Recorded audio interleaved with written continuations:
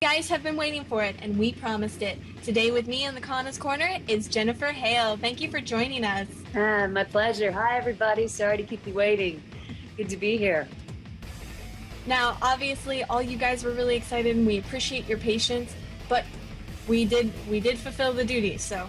It's all on me. I had a technical nightmare here at home. Somebody cut a cable they shouldn't have, and I just got everything back. So thanks for waiting. So you're doing construction in your house right now? Are you renovating or something else? Always, always. I'm always coming up with new ideas, and my favorite house is like one that's completely ripped apart but has a really great yard. So that's like my favorite place to live. And as long as the outside's cool, I'm happy. I live right next to like mountain biking trails and hiking trails, and my horse is right up the road, and I can climb near here. So that's my heaven. I don't care what the house looks like. I can fix that. That's actually really neat. You must have like nice view, very calming, area to relax in. Yeah, it's pretty cool. I mean, the view is fine. I live in a couple different places, and each place it's more about where I am than what the house is like, really. And if it's practical, I'm ultimately super practical with that stuff. I've had, the big house and the fancy deal and all that, and it's just frankly a burden. I like to be able to move around. Well, no, that's really cool. I'm sorry. I think we might be having technical difficulties. I'm just going to check really quick. Yeah. Difficulties, folks. If you missed the first part of the interview, we'll be posting it up on the site later today. But as I said, I have Jennifer Hale with me today. Hello. And there was some problems where she was a little bit late, but we've got everything sorted out, and we're here and ready to basically annoy you with fandom questions. It's so not annoying. I'm just so happy people like the stuff I'm doing. That makes me really happy. Well, I'm sure everybody enjoyed your part as Naomi from Metal Gear Solid 4. That was such a huge release game. I can't think of anybody who didn't play it. It was a pretty incredible project to be on, and it's true of all the games. I mean, we actors, we're the voice, we're like the front people, just like in movies. But, we're nothing without a good script and a good producer and a great writer and a good director. I mean, of course, Chris Zimmerman, as usual, directed that one, and she is unbelievable. She's a phenomenal director. And working with Dave and Christopher and everybody, Phil, was just a blast. Absolute blast. It sounds like you guys are like really good friends. I've seen a few videos where you guys are just doing sort of fan projects together almost.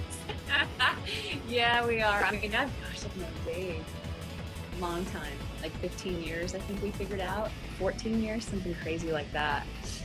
And yeah, I knew him, before all the big skyrocketing and vice versa, and everybody else. I mean, gosh, we all sort of travel in the same circles, and we all bust our butts pretty hard to be good at what we do. So we're all just working people. Yeah. But that's really neat, though, because you're going for a career that's, lets you be a little bit childish in a way. Yeah, I suppose, but hopefully only at work. Yeah. That's true. Yeah, keep it in the booth, will ya? Yeah. Now, did you get to meet the man behind the game, so to say, for Metal Gear Solid? Oh, briefly, very briefly. I sit with awe and respect whenever those guys are around. Dave can sit and chat with them because he's fluent in Japanese, he calls it conversational in Japanese, which I'm so envious of. I have not yet taken on an Asian language to learn. That's one of my next things I want to do, is learn an Asian language, which would be incredible. So Dave gets to chit chat with them. I just watch. I'm sorry to hear that. Maybe in the future you can take a few classes and then learn how to talk to all of them. I know, it'd be great. It'd be so great. I'm torn though. There's so many languages I want to learn. It seems like you actually do a lot in your spare time. Like you do the voicing for your career, and then you do the construction on your house, and then you want to learn languages. Yeah, actually, it's crazy. Life's just really short, and there's just so much cool stuff to do. I mean, the construction stuff, I just mostly design it, and then I find good people to do it. I'm a horrible finish carpenter. I assemble IKEA furniture all day long, pretty well at this point, I would hope, after all the assembling I've done. But my favorite stuff is like outside, rock climbing, horseback riding, just traveling, going places I've never been. I went to Africa this year and Thailand last year, and Australia, New Zealand here and there. Wow. Yeah. That's pretty inspiring because most of the voice actors that we do talk to, they'll admit automatically that they're geeks and that they sit at home and then they play video games all day or they watch anime or whatever it might be. Oh, I'm a total geek. Don't get me wrong. I'm a complete and total monster geek. It's just my geekness is around other things. Well, now, did you get to geek out when you worked on Brutal Legend as Ophelia? Man, it was awesome. We actually did our sessions individually, which is the only letdown, but that team's a dream team of writing, production, and direction. It was just such a great experience, and we would have each other's tracks available to listen to when we were recording because the volume was, on games is huge. So you don't always have the luxury like we did on Metal Gear of actually working together. And but in spite of that, it was phenomenal. And to be truthful, when I go into a project, I cannot think about me at all. I have to only focus on who I am, what world am I in, and who am I in that world, and what do I have to get done. That is my only focus for the day when I'm there. Well, it seems like it'd be really awesome since it's such a nostalgia trip. And then you're on a project with Jack Black and then Tim Schafer, the mastermind of it all. Oh my God, what a genius that man is. Yeah, both of them actually. Yeah, and plus I started out singing rock in clubs when I was 15. And I lied obviously about my age, and instead of being a rock and roll oriented thing was just awesome for me. Yeah. Now, how exactly did you find out about that audition, if I'm allowed to ask? Oh yeah, I have amazing agents, and they get me in on stuff, and they get me in to read, and I just was given the opportunity, and hey, it worked out, which is awesome. Have you gotten the chance to play Brutal Legend at all yourself? You don't want to see me play any game ever. I'm horrible. I'm pretty patient most of the time. Well, not really. Well, some of the time. But I have none and no ability to play a video game. I mean, if you held a gun to my head, I'd be like, how do I do this? I love doing them. I love creating them. I love immersing myself in them. And I just, there's so many things that I want to get outside and do. I've never stopped to actually learn. I watch my friends. I have several friends who are really good. And so I'll watch them and check out the game and tune in. And sometimes people will download scenes on YouTube and stuff, and I love being able to see that stuff and check it out and kind of stay connected to what's going on. So were you able to actually, how would I say it, with that video game specifically, were you able to sort of see if it would be a success? I mean, did you ever think it would maybe flounder a little? Because you came from Metal Gear Solid, and that was such a big game. Absolutely not. This game was phenomenal from the beginning. Brutal Legend was phenomenal from the beginning. It was an awesome idea, and the execution was perfect in my mind. I mean, granted, I don't know anything about like how the playing side of games come together, but I know scripts, and I know story, and I know direction, and most importantly, I know writing. And that game had it solid gold on all fronts. There was no way that thing couldn't have been great. I mean, it really appeased the fans, and I personally thought the game was awesome. Okay. I tried to push it. I work in a video game store part-time, so I kept trying to push the game because people would look at it and think, well, it just has Jack Black in it, so it's just Jack Black game. And it's like, no, there's so much more. You've got the combat, you've got the story, you've got, interesting characters. So I think the way that they merge the world of games and the world of rock and roll and the world of like gadgets and cars and music, and it was brilliant. It was really something that I had never seen before, so that must have been really cool to be a part of. Oh, it was just phenomenal. Absolutely phenomenal. Yeah. Well, we're going to take a very short break. We'll be back after these messages, so you guys hang tight. 91.8 The Fan, home of Kana's Korner, the #1 live anime radio talk show. Interviews, guests, contests, and more. Don't miss your favorite voice actors, celebrities, and all your other favorites. Only on Kana's Korner. Weekdays at 10 a.m. Pacific Standard Time. Sorry for the wait, guys. We are back, and I received some fan questions from our IRC channel, and Jennifer has agreed to answer them. Bring them on. The first one I have is from I Paid the Price. Question is, how is the experience of working for or with Hideo Kojima like? Amazing. I mean, the project is so well put together. This, same as ever. The project is great. The script was incredible. And it's really cool to be in the presence of people who've accomplished something, put together something so popular and so interesting. Very. Christmas asks, it's actually Christmas 4477, asks what was Xiaolin Showdown was like. I think I watched it like once. It was so much fun. I love being the bad person, the bad girl, if you will. And Katnape was certainly that. And the cast we had a blast in there. It was a lot of fun. We laughed a lot. And Lisa Schaefer, the director, was great. And the production team was amazing.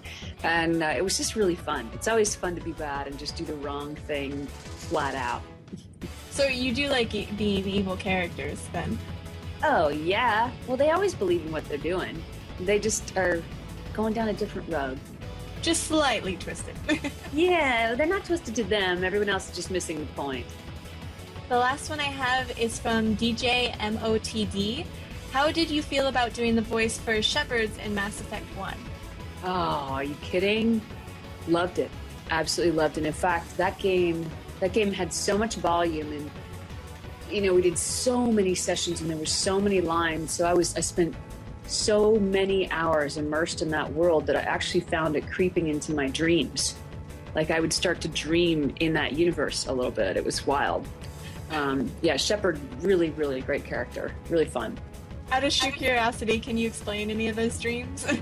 No, it's more like a place for me in my dreams always seems to be really important.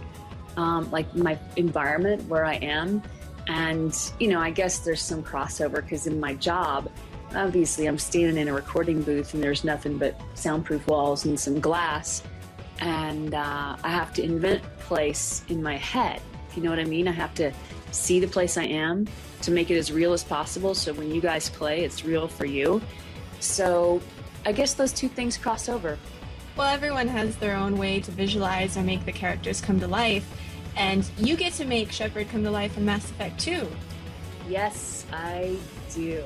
I have been. It's been wonderful. It's been great. It's even better this time. I mean, it's great. Yeah, they've topped themselves this time, and it's great. And an unbelievable cast. The supporting cast is crazy, and a bunch of us, from the first one are back as well. Now, did they just call you up one day and you found out, oh, there's going to be a second one, or Yep. What happened? That's exactly what happened. They called up and we're doing a second one. I'm like, really? Fantastic. That sounds great. I love it. I'll be there. And now, what exactly has your character gone through between the first game to the second game? Ooh, can't tell you. Have to kill you. Oh, no. Well, we tried. Yeah, you did, but I'm not giving it to you.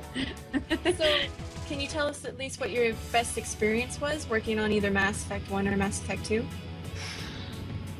Man, let me think about it. I mean, when I think about those games, I think about, working with Ginny and Chris, the directors, and just, they have such an ear for finding the heart of the moment and the situation, and for me, that's what I go for.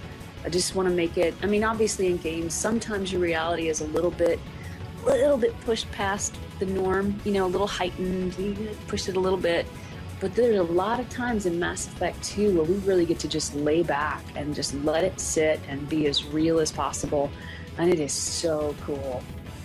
Would you say that everyone on the cast was able to bring their characters to life? Absolutely. Absolutely.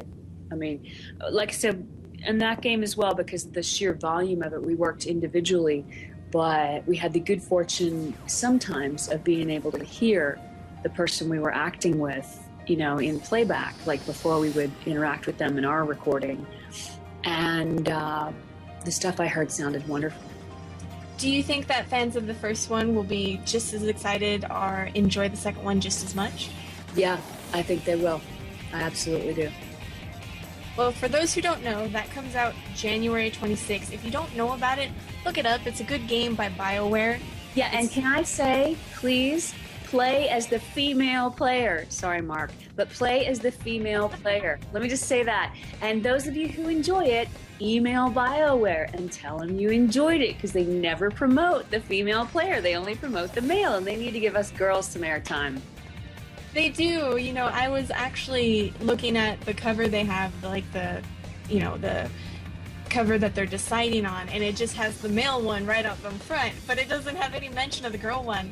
I didn't even know you could be the girl still in the second one. Exactly. So if we can start, I'm serious about this, if we can start generating some email to BioWare to say, hey, we like the female shepherd, put her out there, I'd be a really happy girl.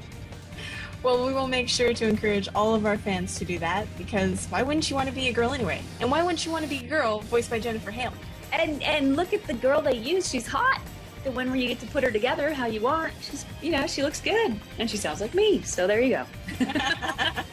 Well, that's a very good reason. There you go. And so, as I said, that comes out January 26th. Is there anything else you'd like to mention about the game that you can actually share with us, or are you still sort of tight-lipped on that one? I am. I'm absolutely zip-lipped on it, as I am on everything. I'm working on a couple other really cool things right now that I cannot discuss, or I'll be, I'll be disappearing from the planet.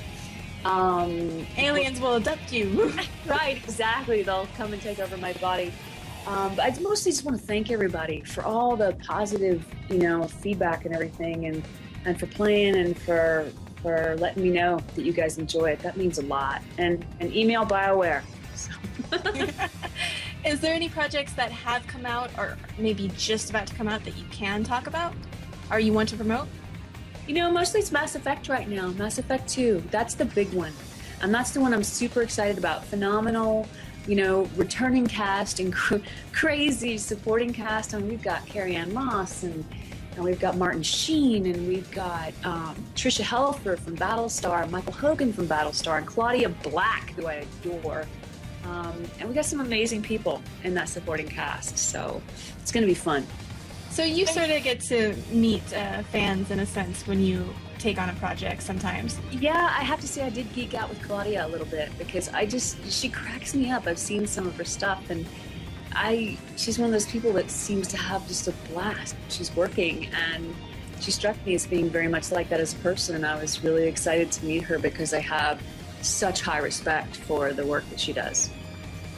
Very awesome. So now if somebody ever, I'm not sure if you actually attend conventions that often. I would think that you are too busy. I've been to one. I may go to others. We'll see. If people want me to, and let the powers that be know, I'm sure they'll get me to come down, and I would love to meet everybody. It would be cool. Maybe we'll try and send an email to Anime Expo and suggest you for this year. Yeah, do it. That'd be fun. Now, do you have an actual website or anything online where people can sort of stalk you? That's sort of our fans' thing.